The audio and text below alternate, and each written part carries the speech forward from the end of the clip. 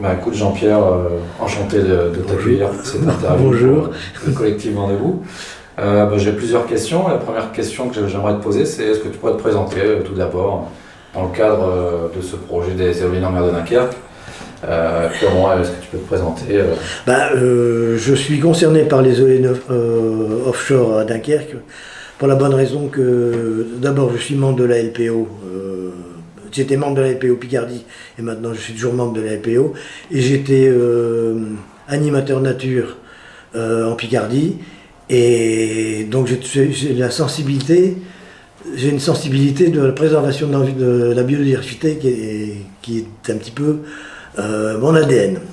Donc voilà, c'est un petit peu pourquoi c'est la corde sensible qui me fait vibrer vis-à-vis de ce problème. D'accord.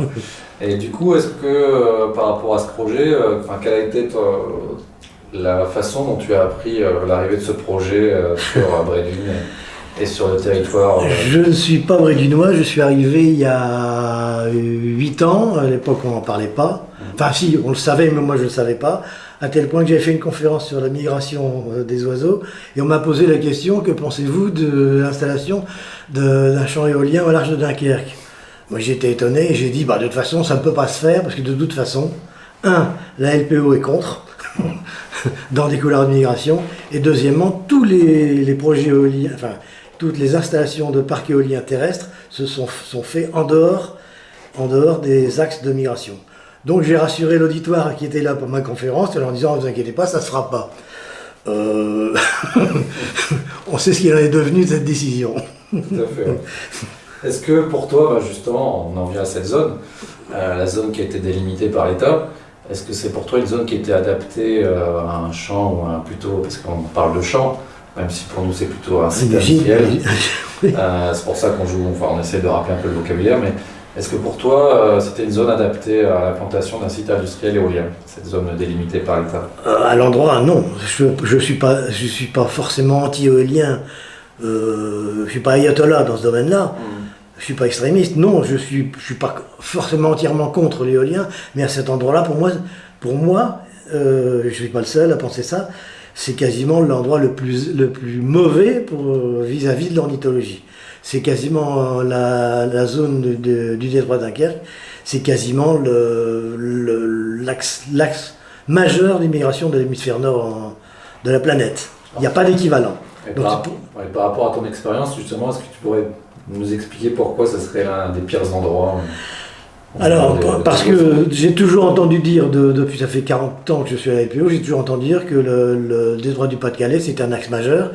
Et quand je suis un petit peu arrivé ici à Brédune parce que je savais que c'était un endroit où on pouvait voir des oiseaux.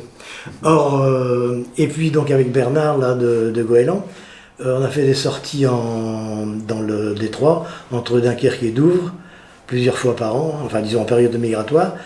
Je m'attendais à avoir des oiseaux, mais je ne m'attendais pas à avoir des quantités d'oiseaux phénoménales comme on a vu dans le détroit. Et à tel point que je dis maintenant à des amis, si vous voulez voir des oiseaux, c'est en mer qu'il faut aller les voir. Je sais pas, quand j'ai vu, la première fois j'ai vu à l'aller 300 fous de bassin, tout ça en 1 heure, on voit des 40 rouges-gorges, des merles, des rapaces, des chouettes, des hiboux. C'est pas forcément des oiseaux marins qu'on voit. Non, parce que justement, cet endroit-là est un croisement des axes nord-sud, de tout ce qui vient de l'Islande, Écosse, toutes les îles britanniques qui traversent le détroit, et en plus de ça, tout ce qui est est-ouest, tout ce qui vient de Scandinavie, de la Baltique, de Pologne, de Russie, qui traverse la Finlande, et qui traverse les détroits pour aller hiverner soit en Vendée, soit en Espagne.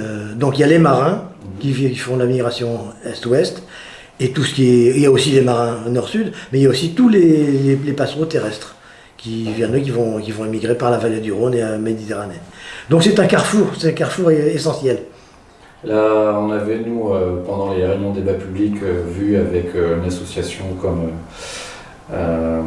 Sea-Watch Le Pipon, ils avaient estimé qu'il y avait au moins 85 millions d'oiseaux qui passaient par an Oui. Et ils estimaient que c'était encore en dessous de la réalité.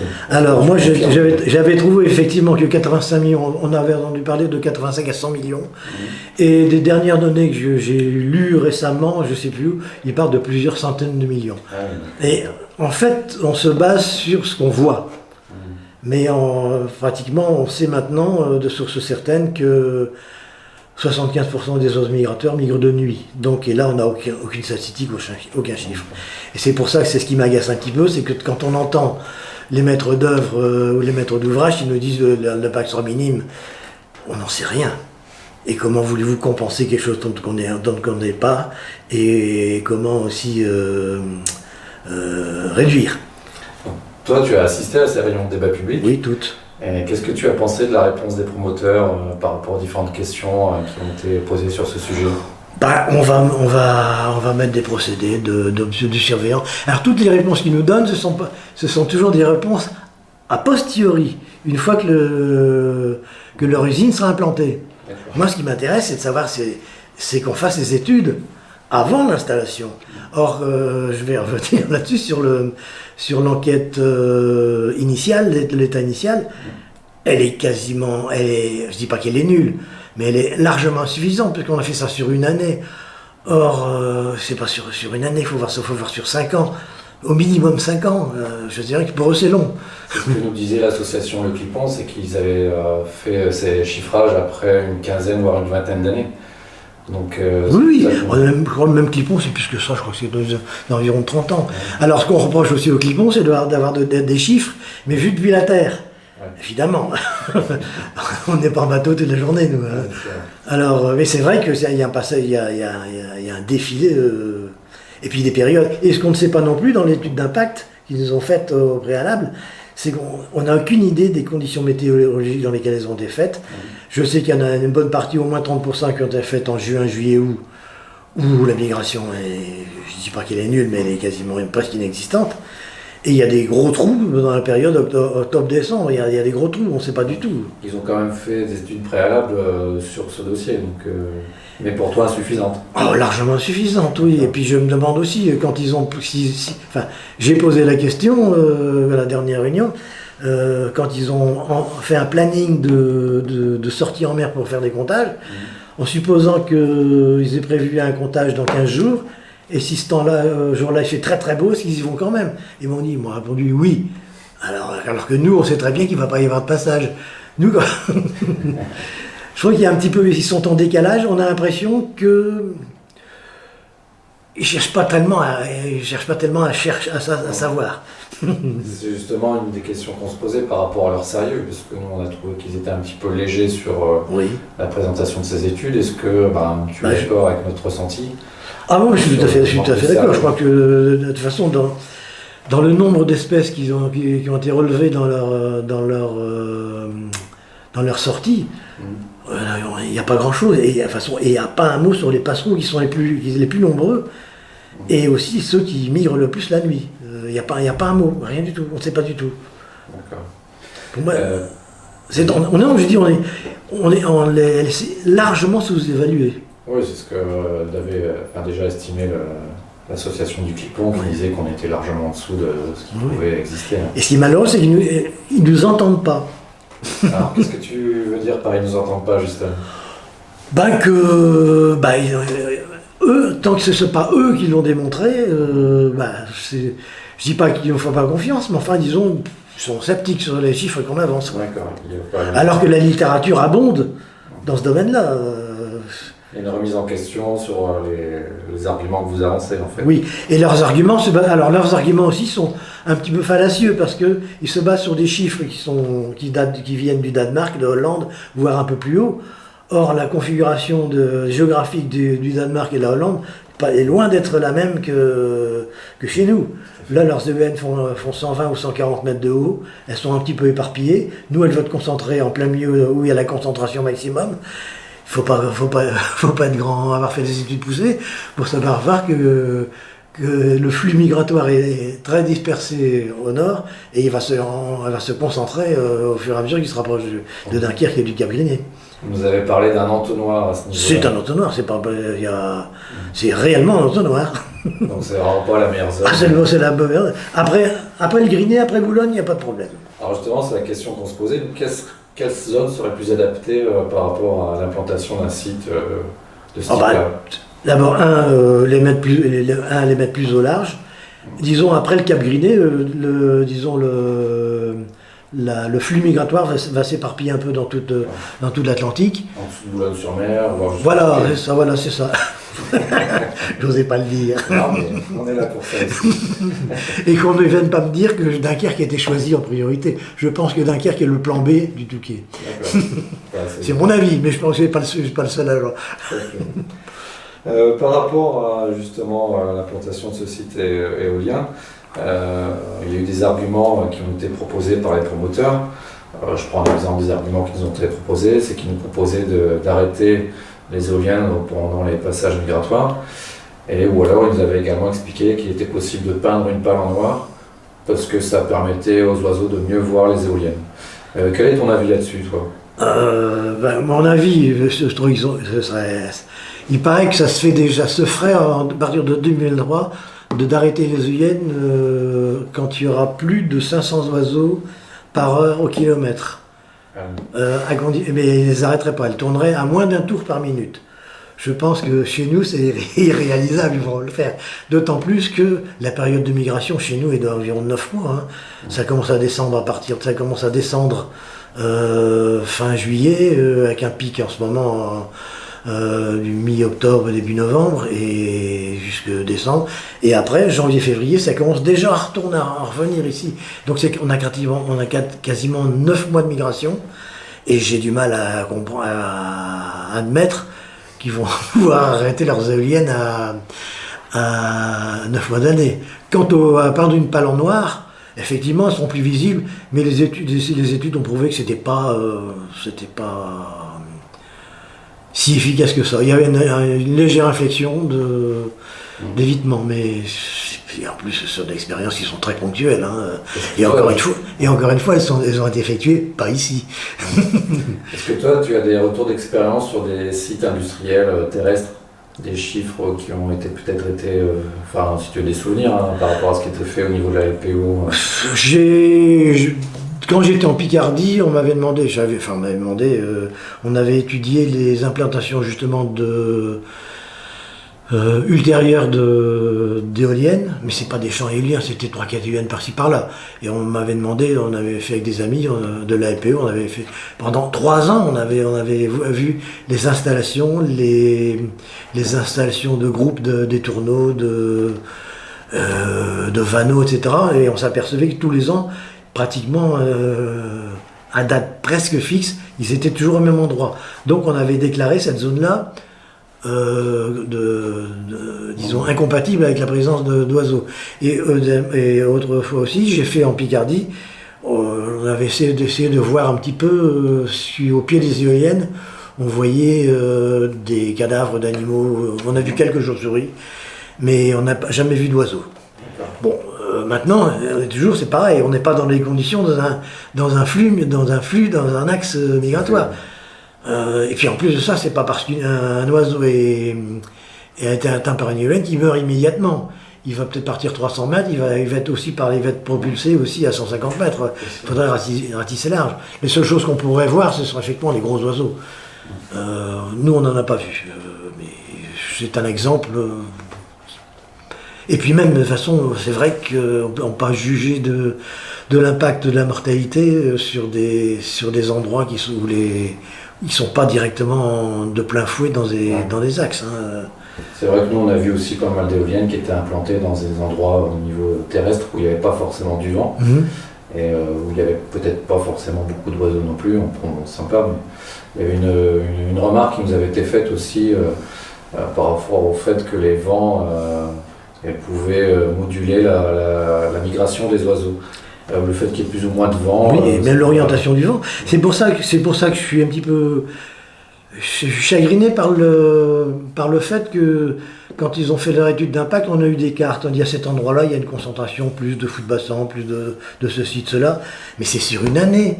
à 1 kilomètre près, on est dans la zone d'implantation des éoliennes, mais qui sait si l'année prochaine, si les vents sont un petit peu plus ouest ou un petit peu plus forts, ils ne seront pas à 2 kilomètres en dehors ou 2 kilomètres encore plus dedans. On en a tiré des conclusions générales pour la suite des événements. Alors que nous, enfin, ce sont des associations environnementalistes, on fait ça depuis 30-40 ans. On arrive à savoir que dans 8 jours, on aura, enfin, on va voir les conditions météo, on sait qu'on va avoir du passage.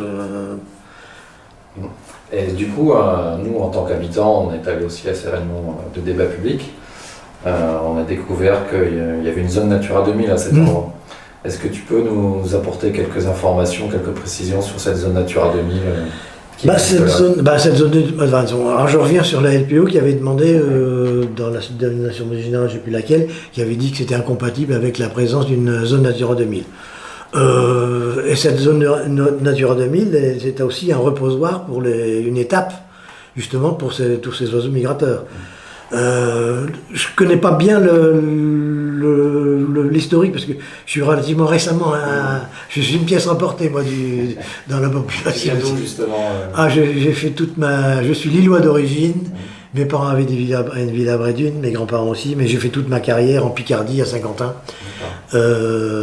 J'étais aussi animateur. J'ai une formation de biologie médicale. Et j'ai fait toute ma carrière pratiquement à Saint-Quentin en Picardie là. Donc, et j'habitais à 2 km d'une réserve naturelle, donc j'étais l'animateur de cette réserve naturelle. Pour revenir justement à la zone Natura 2000, nous on a appris que par exemple au projet de Saint-Brieuc, le préfet avait autorisé la destruction d'espèces protégées. Oui, c'est Ségolène Royal qui avait ça. On a 57 espèces, je crois, 57 espèces d'oiseaux et 5 ou 6 mammifères marins. Oui. Alors c'est ma hantise aussi ça. Ouais. Pour arriver à leur fin, ils sont capables d'exclure de la liste des espèces protégées, de les exclure. Ça, plus rien n'est protégé à ce moment-là. C'est ce qu'on se disait, quelle est l'utilité de mettre une zone Natura 2000 exactement, c'est un non-sens. Espèces protégées, donc... Mais bon, c'est vrai que c'est quelque chose que nous, on a encore du mal à comprendre. Si encore on pouvait la reculer en plus. Bon, là, de toute façon, on ne peut plus la reculer. On est dans un rail maritime, c'est pas possible. Ou alors il faudrait du flottant, mais flottant, il faut 50 mètres de profondeur pour faire du flottant. Donc en fait, tu n'es pas foncièrement anti-éolien par rapport à ce projet. Je suis de plus en plus, hein, quand on lit la littérature. Seulement, oui, je suis un petit peu orienté parce que j'ai tendance à lire des choses qui m'intéressent, enfin, disons, qui sont de mon avis. Non, mais je suis pas franchement opposé. Il y a aussi une chose aux réunions qu'on a vues, c'est que, et puis quand je vois dans ce qui se passe à Saint-Brieuc, à Saint-Nazaire, à Bas-sur-Mer, les simulations photos, les montages photos sont largement en dessous de ce qu'on voit maintenant. Alors tous les maires de ces régions-là sont un petit peu étonnés de voir que c'est beaucoup plus visible que prévu. Et toi qui as vu justement des photos pendant la réunion de débat public, quel a été ton premier avis dessus Moi, mon avis, j'avais écrit, parce qu'on pouvait écrire nos réactions, et j'avais dit que de toute façon, ce montage photo, on n'a aucun repère. Sur tous les montages photos, on voit des éoliennes au loin, mais on n'a aucun repère, on ne sait pas du tout quelle est la taille d'un avion, d'un bateau, du phare. Il n'y a rien. On voit le sable, la mer, et puis des petits piquets au loin. Mais ça ne nous dit pas ce que ça veut dire. Et aussi une chose, on ne sait pas non plus à quelle focale les photos ont été prises, parce que moi je me prends si on les prend au téléobjectif, on les voit bien. Si on les prend à l'œil humain, il faudrait faire des photos à 50 mm. Bon, ça. Et ce que j'avais reproché, c'est qu'on n'a aucun repère. Et comment ça s'appelle Xavier Arnoux avait dit, c'est pas difficile, vous mettez votre bras à 1 mètre, vous lui faites 2 cm et ça va faire ça.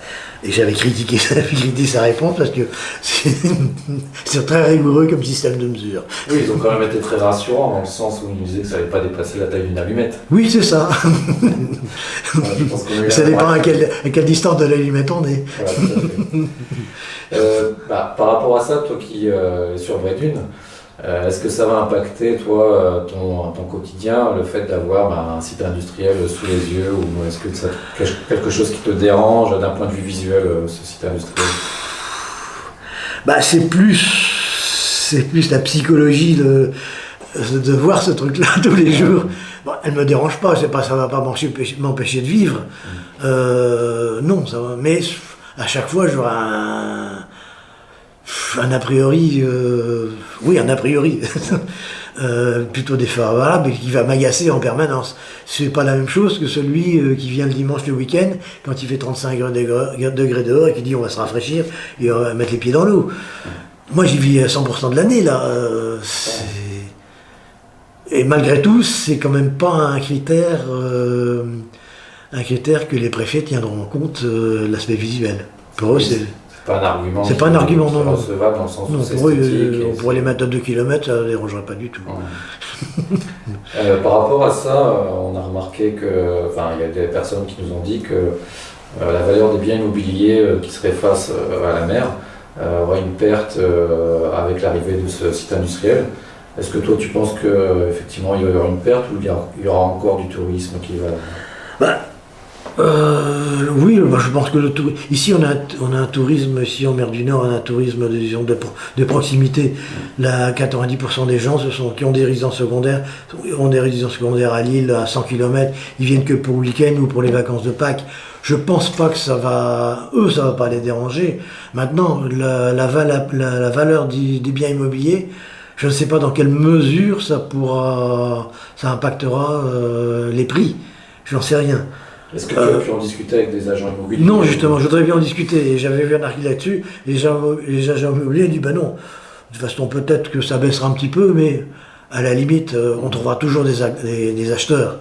Seulement, effectivement, on trouvera des acheteurs plus facilement. Si ça baissait 10%, on trouvera plus facilement des acheteurs. Je ne sais pas, je ne connais pas du tout la proportion, mais je pense que ça va pas affecter le secteur immobilier. Je pense pas trop. D'accord.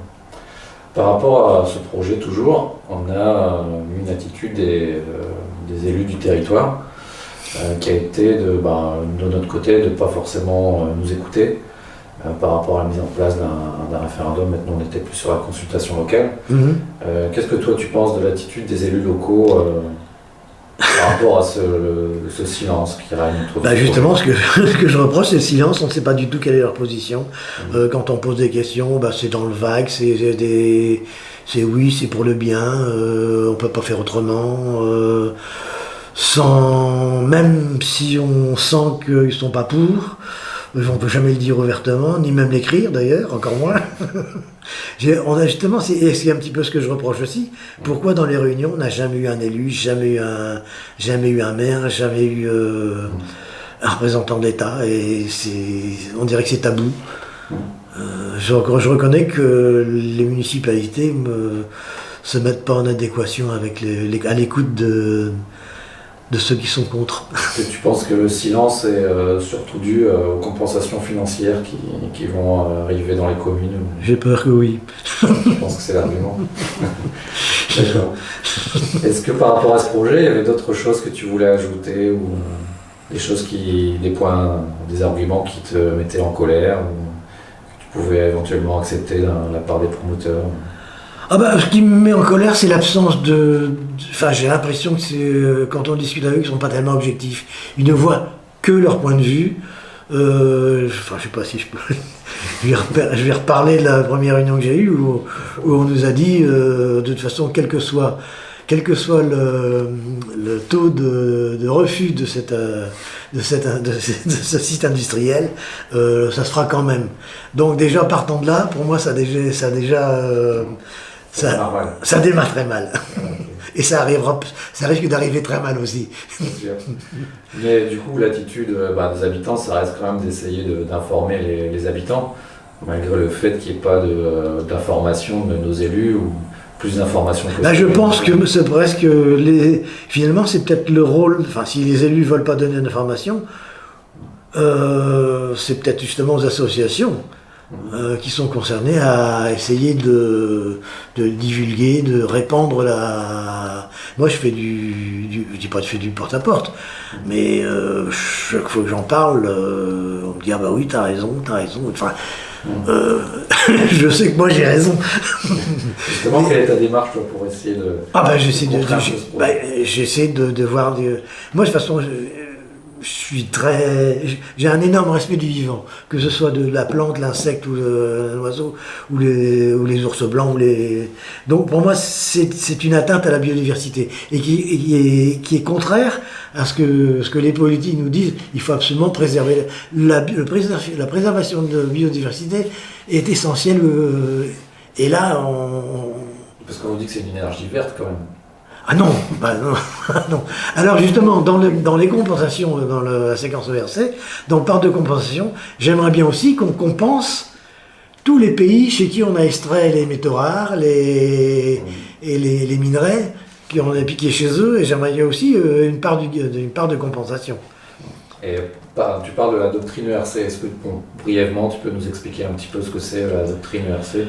C'est par rapport aux zones Natura 2000, hein, si j'ai bien compris. Oui, c'est ça, toute implantation, enfin disons avant de mettre en place cette zone éolienne, on doit étudier les possibilités de l'éviter, c'est-à-dire soit de déplacer, soit de ne pas faire.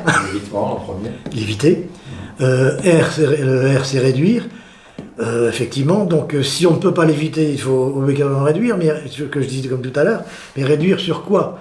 On ne sait pas, personne n'est capable de nous dire objectivement. On a un chiffre X, et il faut réduire, mais réduire de combien, on ne sait pas. Et compenser, même chose. Compenser, c'est compenser par quoi?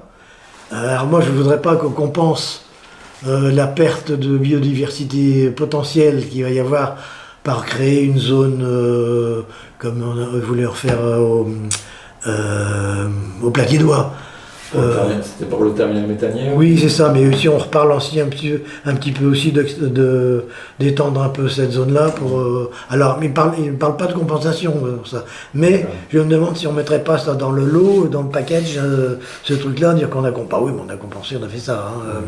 Ça peut être des compensations financières, j'imagine. Ça aussi, qu'est-ce qu'on met sous le vocable compensation?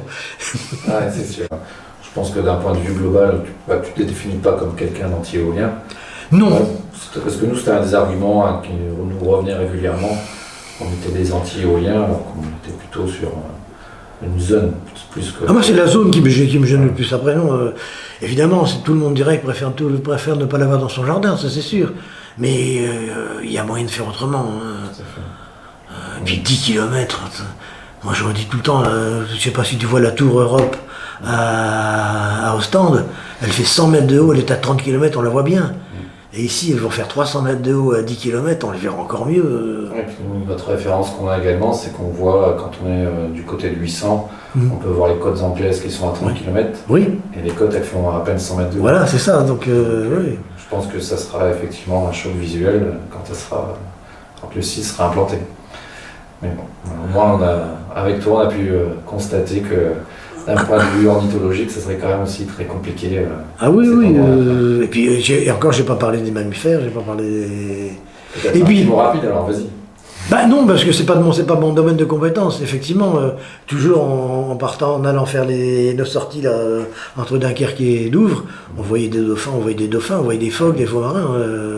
Et puis aussi, j'ai vu, à propos d'études d'impact, j'ai vu des études d'impact des champs éoliens dans l'Aveyron, dans le Tarn. Mais c'est autre chose que ce qu'ils nous ont montré là. Il y a tout sur les libellules, les papillons, toutes les espèces de papillons, il y a tout, mais c'est inimaginable. Et là, on n'a eu que quelques espèces marines et aucun passereau, je suis consterné. C'est consternant ce qu'ils ont fait. Donc oui, on parlait du CNPN. Oui.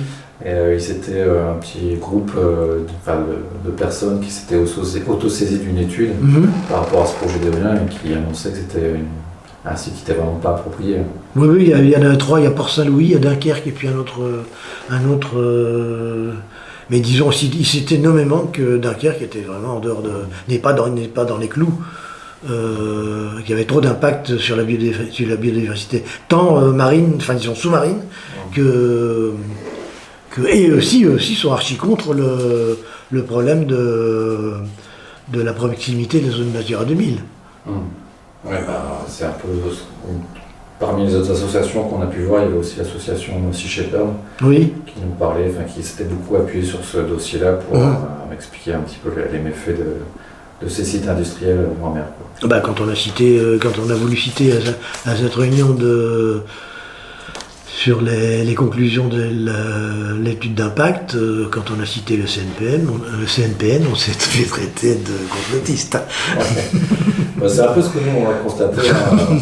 On essaie de venir avec des arguments un petit peu sérieux et des études scientifiques.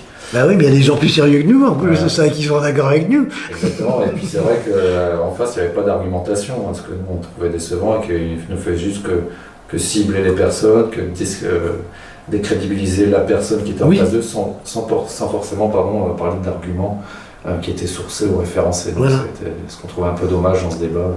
Non, et puis ce que je dis, alors ce que je reproche, c'est quand on discute, c'est qu'ils nous proposent des choses, mais dans 5 ans, dans 6 ans, on aura des informations, mais effectivement on aura des informations. Et encore, je n'en sais rien, parce que est-ce que vraiment on va avoir un suivi de tout ça une fois que ce sera... Nous on est allé voir le maire de La Panne avec ses avocats. Oui, j'aimerais bien savoir ce qu'ils veulent. Les avocats nous ont dit qu'ils demandaient les études d'impact des projets en Belgique. Et ils nous ont répondu qu'à chaque fois les promoteurs des projets refusaient de donner les études d'impact. Mais normalement elles devraient être publiées. Hein. Donc c'était des choses qui étaient toujours en attente. Voilà. Je trouvais que c'était bien, mais le problème c'est qu'on a eu les conclusions du débat public par Chantal Joanneau, qui met en évidence les faiblesses des arguments des promoteurs, mais ils passent outre de toute façon. Nous, la sensation qu'on a eue, c'est que les conclusions du débat public étaient plutôt défavorables à ce projet. C'est ça. Et j'étais content, moi. J'étais content. On m'a dit tiens, ça y est, ça va être en moins une pierre dans leur jardin. Et puis finalement, non. J'ai l'impression que ça passe. C'est un peu ce qu'on a fait remarquer, c'est que quelles que soient les conclusions du débat, c'est le promoteur qui prend la décision. Donc c'est ce qu'on trouvait un petit peu dommage dans un débat public, que ce soit non pas l'instance publique qui décide de la poursuite ou non du dossier, mais que ce soit plutôt le promoteur qui continue, qui décide d'arrêter. Donc après c'est un des problèmes qu'on a remarqué dans le débat public. Sinon j'étais bien fichu. Et puis, ce que je vois pas dans le débat public, c'est que une bonne partie des réunions se sont faites par visio, et énormément de gens n'ont pas pu... Non seulement n'ont pas pu assister, parce que, d'ailleurs, moi, à Brédune, ça a coupé sans arrêt, mais aussi, il y a tous les gens qui avaient une résidence secondaire à Brédune, qui n'avaient pas le droit de se déplacer à plus de 100 km, donc il y avait personne. Et quand on a rouvert la première assemblée générale qu'on a faite dans l'immeuble du château de la Côte d'Opale, il y avait derrière moi à l'Assemblée générale, il y avait des bêches qui venaient d'acheter, et quand j'ai montré les photos, le montage photo, la bonne femme s'est mise à pleurer, elle dit c'est pas possible. Il venait signer 8 jours avant. Ouais. C'est pour ça. Alors là, l'impact immobilier, oui. Elle n'aurait peut-être pas signé, elle, mais il y aura quelqu'un qui aura signé, certainement. Oui, forcément, s'il n'y a pas forcément des pertes, il y aura peut-être des signatures qui se feront pas. Ah oui, c'est ça, oui, mais qui seront compensées par d'autres, c'est ça. Tout à fait. Ça, c'est pour ça que je pense pas que la revente peut-être. La revente sera plus difficile, mais l'achat sera plus facile. Ouais. Ça marche. Mais c'est ça aussi qui me gêne un petit peu, c'est que c'est des oiseaux, c'est des oiseaux. Et alors tout le monde, quand on fait une enquête sur des sondages sur est-ce que vous êtes pour, les gens sont pour la protection de la biodiversité, et puis on s'aperçoit que oui, mais là c'est secondaire, là. Pourtant, on a l'impression qu'il y a quand même une prise de décision. Ah, je crois qu'il y a une prise de décision, sur oui. La biodiversité. Oui. J'ai même vu des affiches de la ville de Dunkerque sur les campagnes sur la biodiversité. Oui, mais enfin, je sais pas s'il y croit vraiment. Pour moi, c'est affiché. Oui, ça, oui, parce que oui, c'est ça. Peut-être que ça commence par là, la prise de conscience. Oui, d'accord, oui, je suis sûr. Mais aussi, je crois que les gens sont pas assez curieux. Quand je raconte ce que je vois, moi quand je vois, enfin j'habite pas au 7e étage, mais j'ai l'occasion d'aller au 7e étage chez les gens qui ont un appartement là. Au mois d'octobre, au mois de décembre, c'est extraordinaire ce qu'on voit passer. Hein. On les voit passer. Hein. C'est des nuages qu'on voit passer. Bon, déjà, quand je fais du kite, ça m'arrive de voir passer pas mal d'espèces sur une sortie de 2 heures. Qu'est-ce que c'est toute la journée? Et la nuit. Parce qu'il y a une chose aussi, c'est que les petites lumières qui vont au sommet d'un nacelle, mais la pale, elle fait encore 120 mètres de plus. Alors, par rapport aux lumières des éoliennes la nuit, est-ce que tu penses que ça peut perturber le vol des oiseaux? Alors, il y a deux possibilités. Il y a la possibilité qu'au contraire, elles se basent là-dessus, soient attirées par ces lumières, qu'elles se basent, que ce soit un point de repère pour leur axe de migration. Et puis aussi, peuvent être... et comme je dis, comme les lumières ne sont pas au sommet des pales, c'est ça. alors que une fois on me dit, bah ouais, mais ils ont des yeux, on bien les voir. Mais l'extrémité d'une pale à 10 tours par minute pour une balle de 100 mètres, ça fait qu'on est à 380 km/h. Hein. C'est la nuit en plus. Et c'est la nuit. Et puis même s'ils les voient, en plus de ça, les oiseaux n'ont pas une vue... une vision de face, ils ont une vision bilatérale. Ils ont un champ de vision au centre qui est déficient. Donc quand ils vont le voir, il sera trop tard. Hein. Enfin, oui, oui, mais encore plus difficile d'aller repérer des oiseaux qui sont dans l'eau. Hein. C'est ça. Ils jouent sur du velours en disant que bon, on n'en a pas vu. Ah bah, est-ce qu'ils sont allés au fond de l'eau? Bonne question. D'accord, bah écoute Jean-Pierre, merci d'avoir répondu à notre interview. Bah, je suis content d'être venu. J'ai un petit peu peur de... Non, justement, l'échange était... il changeait. Parce que je savais pas sur quoi préparer. Alors si j'avais voulu ramener ça, j'aurais ramené des documents. Non. Et non, c'est bien. Finalement, c'est très bien de faire ça à bâton rompu, sans plan directeur. C'est bien d'avoir posé des questions.